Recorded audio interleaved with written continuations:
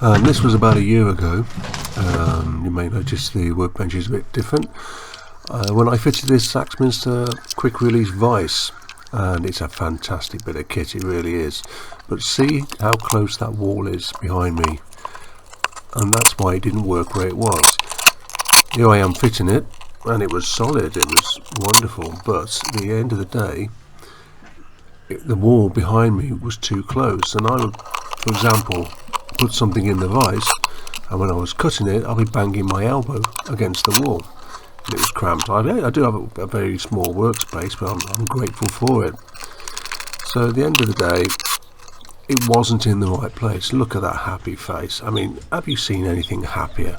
Really? I mean, small things please small minds, etc., etc. Anyway, recently I changed the top of my workbench, and I thought this is a good chance to move the vise and build a little workbench to the side and fit it to that. This little workbench you would have seen me make the other weekend, and that is what I did. So foundations first, as always. A few scraps of wood. Now throughout this, and you've probably seen it throughout all my other stuff, when I'm building workbenches, jigs and things like that, I give no interest at all in how it looks, because it's a utilitarian thing. It's got to serve a purpose, and that is it. Also, I use materials that I've got to hand. I'm not buying stuff for this. You know, the top of that workbench there is a side of an old wardrobe which I scavenged. All those things I made, all those bits of wood there, made from pallets and all sorts. The whole point is it's good as its job, and it helps me keep the making going. There's my first fail. Fussing the bolt, I snap it, which means I have to. Oh, here comes the second one. I stick it straight on top of the screw that I screwed in from the top. I mean, how random's that? So I just moved it along a few centimetres, and remembered not to fuss the bolts too much, so I'd snap at the heads off and all that. But anyway, got it fixed to the workbench.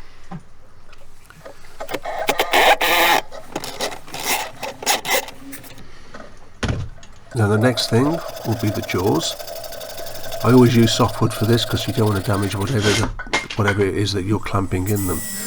The first piece is a piece of pallet against the bench, so you're not using the bench itself, so the workpiece is away from the bench.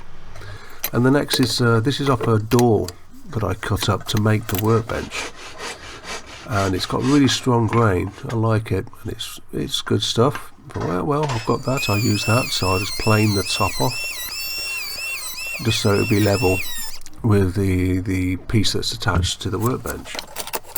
And then I have to cut out some sections to make room for the bars of the vise.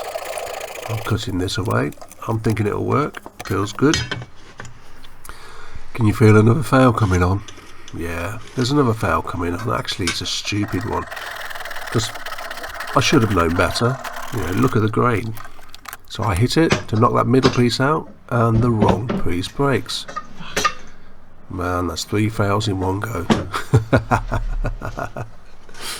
So in the end I thought, and I should have done this first, plywood is best because it's got varied grain all over the place, so it's solid.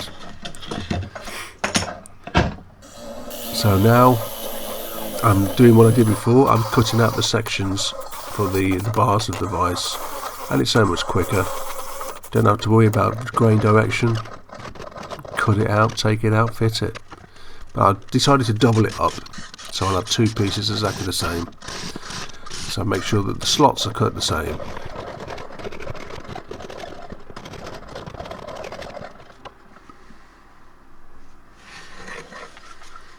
And will you look at that, fits like a bug in a rug. So I screw them together so there's no slippy slidey, and fix it to the body of the vise. I suppose, what's the takeaway for this video really? I think it's just make what you will with what you've got, and just enjoy the process. Do not fuss or bother what people are going to think about you, or think about what you've made. Just be happy with what you've got and what you do with it. Because once you make something, your brain starts thinking and you want to make something else but better than the last one. It's like walking upstairs, one step after another. I suppose at this point I'll say thank you for watching. Enjoy yourself and enjoy what you do with whomever you do it with.